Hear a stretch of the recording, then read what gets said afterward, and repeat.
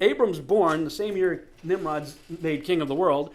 Nimrod's evil kingship was a big part of the reason why Yahuwah called Abram out of Ur of the Chaldees, just south of Babylon in the first place.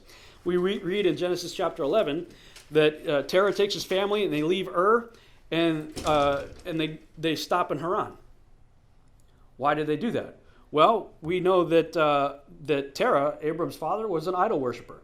In fact, if you read the book of Joshua, it's actually a rather interesting story. One of the reasons why God called Abraham in the first place is because Abraham had actually spent some time when he was still Abram. He spent time with Noah and Shem and learned about the one true God.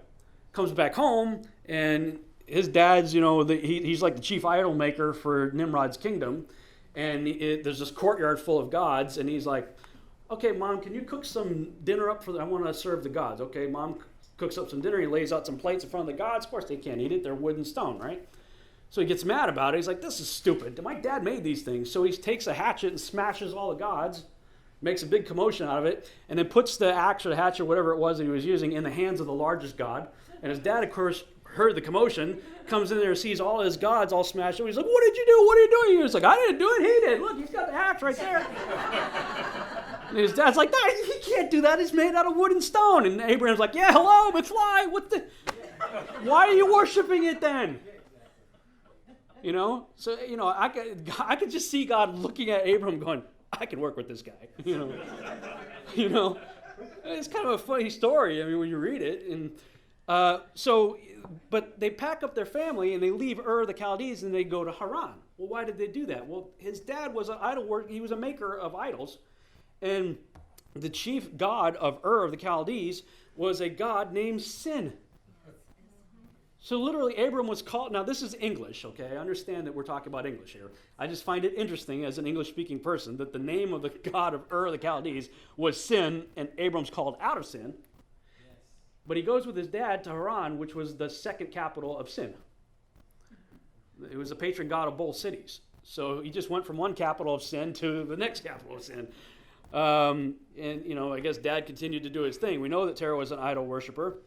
We see that in Joshua 24:2, talking about that. Also in Joshua 24:2 and Joshua 9:7 and 8 tells us those details. So we see in Genesis 12 where God says, okay, leave your father's house. Get out of there. You got to leave your family behind and basically start walking, bro, and I'll stop you when you get there. Now, one of the things that always bugs me is whenever I talk about Israel, the nation that we call Israel, the way I was earlier, people are like, oh, Rob, curse Israel, you're going to be cursed. You better not do that. Bless Israel, be blessed. Curse Israel, be cursed. And they'll quote Genesis 12, 1 through, I think, verse 3, I believe. Yes. Go back and read that. Okay? Basically, I'm going to paraphrase it, but God's saying, okay, I know I'm sending you out here to go leave your father's house. You're going to go to a place. I'm not even telling you where to go. And just start walking. And he says, anyone who blesses you, so many times it says the word thee. And the word thee in the context is Abram. And he says, anyone that blesses thee, context Abram, I will bless. Anyone that curses thee, context Abram, I will curse. But everybody wants to jujitsu that and use it as a manipulative tool to get us to continue to support Zionism. Over there, I'm like, just go back and read Genesis 12. And you'll see the entire context is basically, hey, Abram, I know this is kind of scary. I know you don't really know me all that well. Just trust me. I got your back, bro. If anybody blesses you, I'm going to bless them. If anybody curses you, I'm going to curse them. Start walking. Just read it. I'm, of course, paraphrasing it, but that's what it says. So he does. He starts walking. Where does he go? This is the general path that he took from Ur up to Haran, and then he leaves there, and he comes down through the Levant there, comes down into the land we now call Israel. It was Canaan, and God stops him in Shechem. That's where he stops, Shechem. And so, well, why Shechem? What's the deal with Shechem? And as I had already done all this research on the trees and the garden and the rivers and all that, and then I see that God stops him in Shechem, so I started wondering, what's the deal with Shechem? And I had stumbled across this scripture right here in Hosea chapter 6, where there's this interesting connection there with Adam and Shechem, kind of both being mentioned in the same chapter. I'm going, Adam breaking the covenant, and yet there's this thing going on with Shechem. So, long story short, and this I get into a lot more detail and build up the story as to why I believe this. I'll just cut to the chase here. I believe Shechem is ground zero in the garden. I believe that's where the two trees were. One of the reasons why is, and I go through all the times that Shechem is mentioned and all the different things that took place there. Shechem is the first plot of land that was owned by the house of Abraham. They purchased it. There was 100 pieces of silver or something. That's where Dinah was raped, and there was all kinds of stuff that took place in it right there.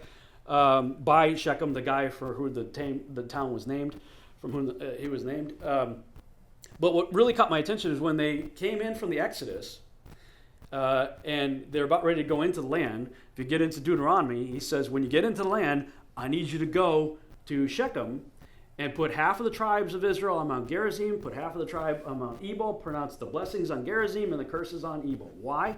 It is my firm belief that the tree of life was on Gerizim, or under it, maybe it's buried, or was at that location at one time. And the curse on Ebal, because that's where I believe the tree of the knowledge of good and evil are. Now, the other thing that's interesting is that that's the same place where Yahuwah put Abram to sleep and cut the covenant and walked between, where he put Abram to sleep and he walked through the covenant pieces himself. There's another passage in Psalms that says God's the one that divided Shechem.